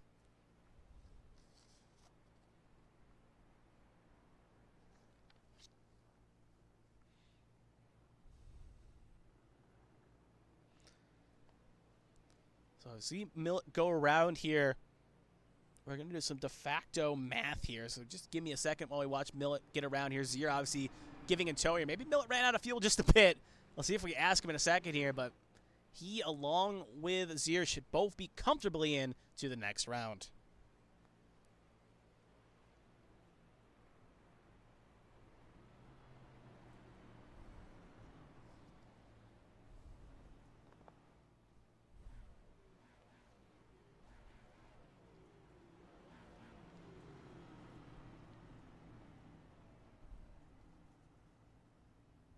We'll see what Millet has in store for a burnout here. Does he have enough to make it? Burn it down here.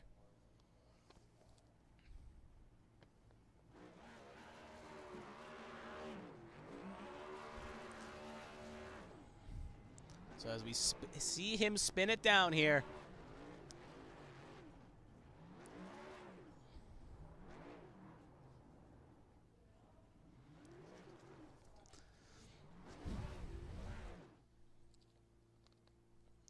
Little premature celebration. He will celebrate onward. So don't go anywhere. We'll hear from the top 3 in just a few moments here and hear their thoughts. We are going to take a look at the final results here and see how this field shook up at the end of today's festivities.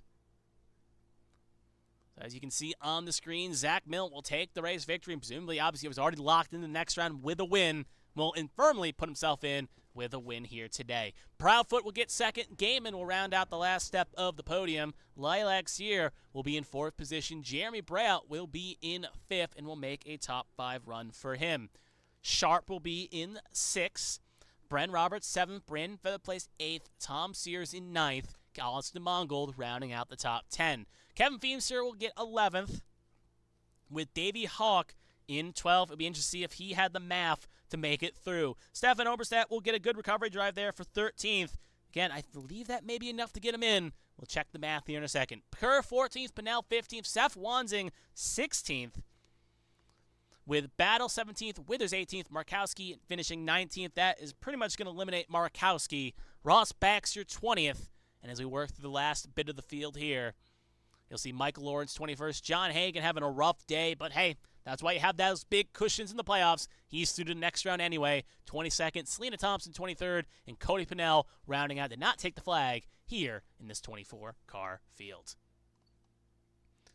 So let's hear from the top 3 here. We'll see who is available and ready to go here. We'll see what drivers are poised to hear their thoughts, if we can get the right graphic on the screen.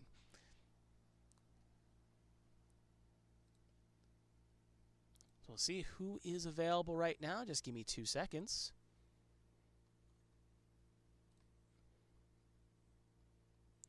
As we do have the top 3 all ready to go. So we'll go from 3 to 1 here. We'll start with Josh Gaiman and work our way up. Josh, this is Kevin, the ABM booth. Sorry to bother you there. Got a copy? I got you. All right. Well, you had a very eventful day here. Obviously, starting off in the chat, you were kind of sounding off a little bit that you thought this was Milk's race to kind of win. And in the first stage, he had a disconnection or something, and you looked poised. So kind of take us through those thoughts in those first two stages when Millet was nowhere to be found. Yeah, it was definitely a interesting start to the race, and had to get as much track position as possible and as much gap away from the cars ahead of me as I could. Without him being there, obviously, it was a little bit easier to do that. There was, I guess, some shenanigans on the first lap there, and it helped me get away. So, just kept my pace going in the first stage there, and wanted to keep as much tire on it as possible. And yeah, just doing what I could to keep the car straight. Mm-hmm. And obviously, when the second stage came in, everyone came into the race here. You did something we don't usually see. You took 4 tires. Kind of take us that thought process in that final stage, why you took 4 tires, because usually on road courses, we see you take 2 tires or no tires. So why was with the 4-tire call there? Yeah, I think the more they update the cars and the tracks over time, either the cars are losing downforce or they're getting a little bit more of it, and it's just wearing the tires more. I had some pretty high temps whenever I went in to splash fuel at the middle of the stage there, and just looking at where the tires were at and the heat and the pressures and everything, it was just a little higher than what I wanted. So I just decided, I'm going to take 4. If I lose spots, I'll have tires to make them up. And luckily, I think a lot of people either took 2 or took 4 because it let me get out of the pits pretty quick and in a good position to be there at the end. Mm-hmm.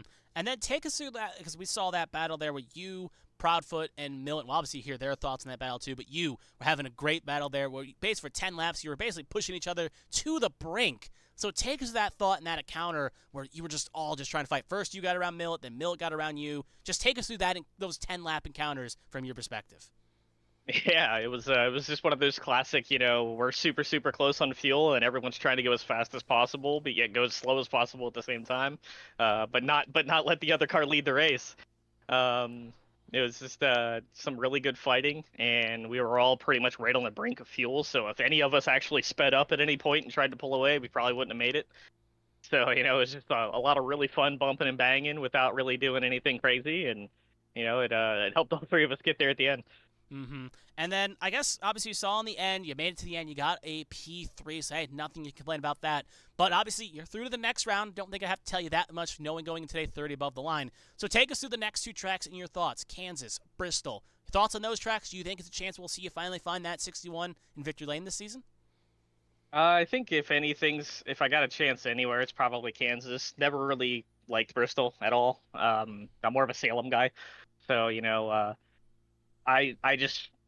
I'm going to have to really buckle down at that race, but I think Kansas will be a good shot for me. That's a super fun track. You kind of just throw it against the wall and pray. So, yeah, we'll just have to wait and see. Mm-hmm. Obviously, I thought you'd be more of a Bristol guy because we saw you dominate Bristol dirt, and obviously apples to oranges than the regular Bristol. But we saw last season you were strong at Bristol, so I guess my prediction was a bit off there. But obviously, it is ABN tradition. If there's anyone you want to thank, family, friends, sponsors, whatever, the floor is yours. Take it away. Yeah, absolutely. Shout out McKinney Setup Shop, 213 Simware, W Energy, for riding on board as always. It's good to have them, and hopefully we can add some more here soon. I'll shout out all the ARCS guys for everything they do. Racing almost every day of the week is not easy for a league, but they manage to do it, and it's 90% of the time really fun. Which is more than I can say for a lot of places. Mm-hmm. And, shout out to ABN for putting on these broadcasts. Well, good hearing you again, John. Hey, not John Hagan, sorry. Josh Game was doing some math. How dare here. You? Yeah, how dare you? I know. You guys have a little bit of a checkered past. But, yeah, good talk to you, Josh Gaiman. Obviously, tomorrow's Talladega in HTL, so maybe we'll talk to you then as well. But if not, you have a good rest of your week, and hopefully we'll see you before the season ends. Absolutely. Here's looking at tomorrow. Mm-hmm. And that was our 3rd place finisher, Josh Gaiman. And that will move us on quite nicely to our 2nd place finisher here, and that will be Brandon Proudfoot. So we'll bring him in now and hear his thoughts on the encounter. Brandon, this is Kevin the ABN booth. You got a copy? I got you. All right. Obviously, again, you had a very eventful race as well. After a little bit of a slow Darlington, you had to come back in here and have a good race, and you definitely showed up. But we have to start at the very beginning as well. So I asked Game the question because he started towards the front. You were a little bit further back. So how was the conditions out there on the track? We saw Gaiman talk about tires being a little bit too warm at the end of stages and other things. So how was the track out there for you? Because you seemed like you were carving for that field like a hot knife through butter at the end of, during stage number 1. I loved it. I love this place, and to go in my dirt background, I'm not uncommon with the feeling of having to turn left to go right or turn right to go left. So it's whenever the tires get a little bit warm, but you still have that drivability of the car, that's really where I like to thrive. And just being able to slide the car up through the S's or really get it sideways through the bus stop, that's my bread and butter. If I look uncomfortable out there and I'm sideways everywhere, I'm having an absolute blast, and I'm as comfortable as I could be. Mm-hmm. Well, as the race went on, though, obviously you were making that work, and you have to love a loose, fast car. We saw you have a great battle at the end of stage 2, where you end up catching Lilac Zero and making the move, and then it came down to pit stop time. We saw you elect to go, I believe, with fuel only. So again, take us to that thought there, because we saw a lot of the drivers electing 4 tires. Why did you gamble on track position instead of taking the 4 fresh tires? At road course, it's a really big gamble because you can't do 2, so it's either 4 or none. And throughout the entire race, I still had the pace. I mean, towards the end of stage 2, I think it was as I was right behind Zier, I set my fast lap of the session at a 11.2 or whatever. Mm-hmm. No, sorry, that's 12.2. And I just had my balance was extremely good. I was never really particularly behind or having somebody be right up behind me the entire race. So the balance of my car from me going around the track was worn in relatively well. And even though it was a little bit of a gamble, I knew the third stage was going to be more about fuel than anything. And the way my car was balanced, I felt very good with having a car behind me. So rather than have somebody risk do the opposite and take no tires and get up ahead of me and mess with my balance, I went for the latter. Mm-hmm.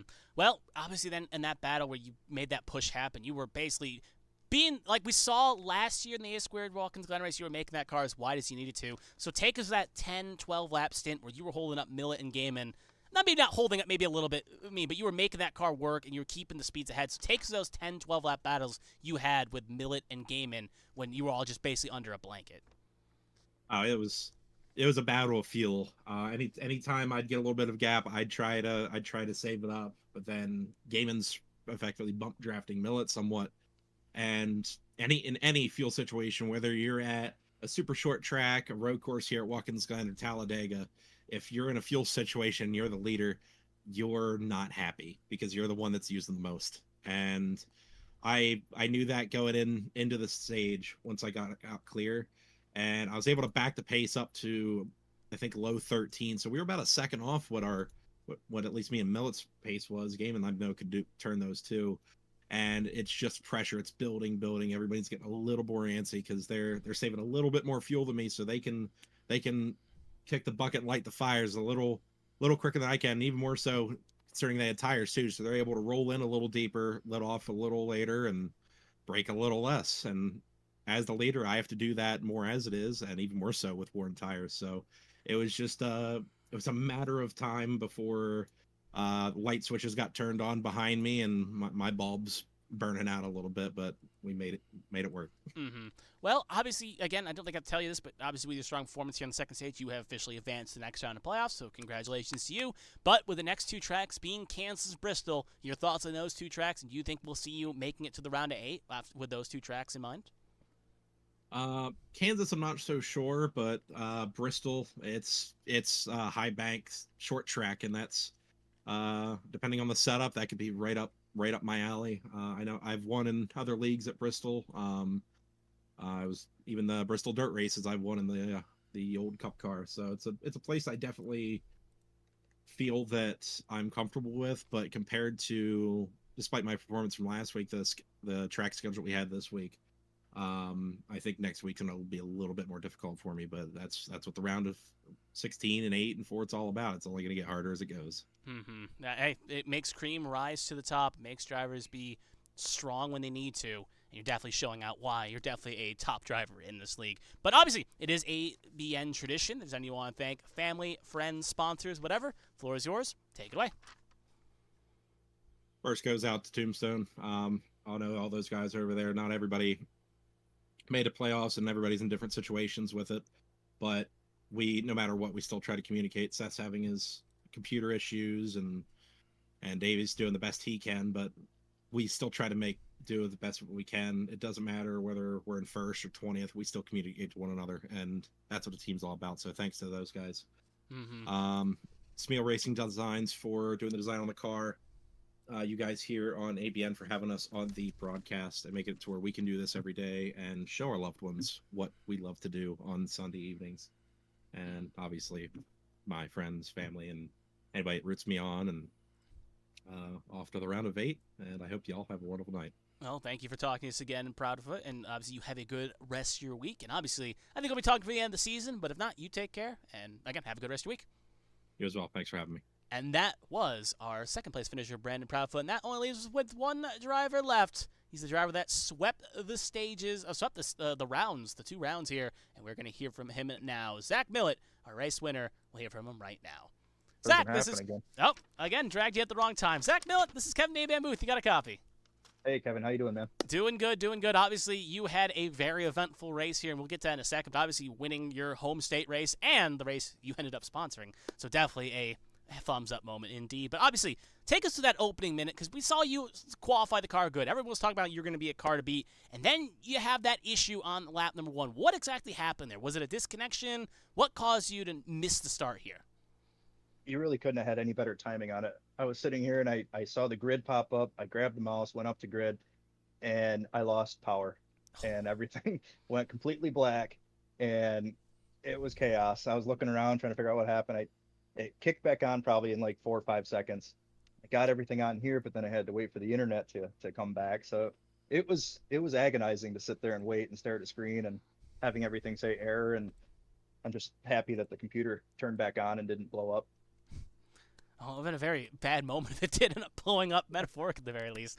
But yeah, definitely though, yeah, you came back. You obviously didn't get a lap down. That was basically the game on moment, and you started cutting through the field. Obviously, we saw in stage number 2 there, you had that moment with Pinnell and Sharp, and then it almost kind of lost all the time you gained. So what happened in that stage 2 there? What was your mindset as you saw that little spin? You were just head down. How does that change your driving style, I guess, now knowing you have to come from the back to the front? Yeah, that's the problem. I mean, you have to get through the field as quick as you can, because I mean, everybody here is fast. You can't just, take your time. You just won't have a chance to go for the win. So yeah, I was kind of, like you said, head down trying to get through traffic, and I think it was the 12 and the 61 just kind of made slight contact, but in that carousel, it's so hard to keep control of the car sometimes. And I tried to avoid Ryan by going left, and of course, Alyssa was right there. I big, sorry to her that I got into her. I was just trying not to kill Ryan, and I hope it didn't ruin her race too bad. I know we both did some pretty cool 360s at least for the camera, so that was cool. But yeah, it was chaos trying to come back up through. Obviously, it didn't affect Sharp too much. She ended up finishing 6th, so overall, though, it did not really hurt her all that much. Moving on, obviously, you saw the pit stops happen. You came in, you took 2 tires. Actually, fuel one, I should say. So, again, I asked Prof this question. I'll ask you the same one. What was the strategy behind taking fuel only instead of going for 4 tires like the rest of the field? I don't know. It was kind of a last-second thing. I know Chicago, I really kicked myself after taking tires. I wish I didn't back then. I think I would have been a little closer to the head of the field, maybe had a chance at that race. But gas was going to be really tough. So we were really on the fence coming down the pit road. We knew we wanted to fill it at least, but it was probably about 5 or 6 boxes away from my box that we decided, okay, no tires. But big thanks to a couple of my teammates, Jesse Redding and Chris Goins, for hanging with me and spotting for me and really having my back on the strategy thing. And yeah, the car actually felt pretty good with no tires. I was surprised. Yeah, it usually does at the road course. We see drivers do it, so hey, it overall looked out quite nice. And then I asked Gaiman this question. I'll ask Ralph this question. I'm going to ask you the same question. Your thoughts on that 10-lap battle that you had with Gaiman and Milt when you were all under a blanket? Because it seemed like you had a fast car, but everyone was just running at their peak. So take us through that 10, 12-lap encounter you had with Proudfoot and Gaiman. Oh, man, it's about as good as it gets, man. Everybody's doing the same thing. Everybody's trying to stay out front. and save gas. So it's not like we're all running full bore. I think Proudfoot mentioned that we were down to like a 13.5 on some of those laps after the stage or the end of the beginning of the last stage there. Mm-hmm. And so whoever's in front was really trying to slow the pace up to save gas and, you know, stack everybody up. And I mean, he did a great job of it. He did it better than anybody. Mm-hmm. So, I mean, we just had to, you know, try to ride behind him. You know, if there was a chance to get around, send it and, you know, go for it. But it's hard to pass in these things, man. You really had to time it. And I think we got lucky with Gaiman getting loose out of the carousel. And then we just had to kind of look for a spot and do what we could with Proudfoot. It's good racing. Mm-hmm. It was fun to watch up here. It was tooth and nails. And hey, y'all kept it clean and no one ended up wrecking, so you can't hate that in the end. Obviously, you swept the round of 16. Nothing you could take that. Obviously, you were through after last round, but you put the field on notice. So going to the next 2 rounds, do you think you can replicate that and find success at Kansas and Bristol? Oh, man, I hope so. I know Bristol's kind of like a, you know, flip of the coin if you're gonna live or die, but we're gonna try. We'll get some practice in with some of the teammates and see what we can do. And yeah, we'll give it our best for sure. Mm-hmm. Well, it is ABN tradition. If there's anyone you want to thank, family, friends, sponsors, whatever, the floor is yours. Take it away. Big thanks to you, Kevin, and ABN Esports for the broadcast. Big thanks to ARCS. Again, big thanks to Chris Goins, Jesse Redding for spotting for me, having my back during the race. Big shout out to HBR TV, HBRTV1.com, Trackbar Media, Trackbar Motorsports, Castle Products. And we tried streaming tonight. we lasted until the grid, so the maybe 3-minute stream will be pretty funny before everything dies. But shoot me a follow over on Twitch at that S4 guy. Alrighty, well, it's great talking to you as well, Zach Millen. Obviously, we talked to you last week, and I feel like we'll be talking to you again before the series is over. Well, the season is over, I should say. So you take care. Have a good rest of your week. You too, man. See you. And that was our race winner, Zach Millen, and that will bring tonight's festivities to a close. So overall, though, top 3 very happy with the performances, definitely enjoyed the battle they had. And now we'll talk quickly over the drivers that ended up not making it in to the next round real fast. So I do have some unofficial numbers here. Obviously, make sure you tune in to ABN's social medias, ABN_esports, and also ARCS. I believe it's ARCS. I'll confirm this real fast while we got a second here. It'd be bad if I said the name wrong of the studio that signs my checks. I believe it was ARCS Racing. Give me 1 second here. Yep, ARCS_racing for updates on the series as well for them as well. But now, to the drivers that didn't make it through. If unofficial, obviously penalty points can still apply. Other things can make this. But right now, if my math is correct, it should be David Wright obviously did not take the flag here tonight. He'll be one of the 4 drivers. Then it's Kevin Feemster at 2038. Dale Markowski at 2039. And Davey Hawk at 2045, 3 points behind Daniel Michel, who did not take the flag tonight. Had just enough of a cushion to get himself in. If the math is correct, obviously this can change, but the 4 drivers eliminated are Wright, Markowski, Feemster, Markowski, and Hauk. With Braille, great drive there. He was on the outside. He drove the wheels up this thing at Watkins Glen. He got himself in, and I believe he actually ended up clearing Oberstadt by 1 point, so Braille finishes 10th, Oberstadt finishes 11th, and Daniel Michel gets 12th. So overall, the 12 drivers now, presumably again, if my math is correct, the 12 drivers are making it into the playoffs and fighting for the next round should be Zach Millett, John Hagan, Brandon Featherplace, Josh Gaiman, Lilac Zier, Daniel Michel, Alyssa Pelletier-Sharp, Brandon Proudfoot, Seth Wansing, Tom Sears, Stefan Oberstadt, and Jeremy Braille, if the math is all correct. But other than that, though, obviously, next week, the drivers are going off to Kansas for the next 2 rounds of the round of 12. Drivers have to keep the lines in check, make sure they keep the throttle down, and do not make mistakes if they want to make it to the round of 8 and come 1 step closer competing for a championship. But that will all be next week. Make sure you tune in as well to ABN Studios here on YouTube. About to get 300 subscribers, so make sure if you're not already subscribed, you do end up subscribing as the season is coming closer and closer to close. Next week, 7 p.m. Eastern, catch us here on ABN's YouTube page for all the festivities. But until then, my name is Kevin Young. Thank you for joining us here for the great evening we had here tonight. And hopefully the Rain Racing keeps this same vibe. But until then, you all take care. Have a good rest of your evening.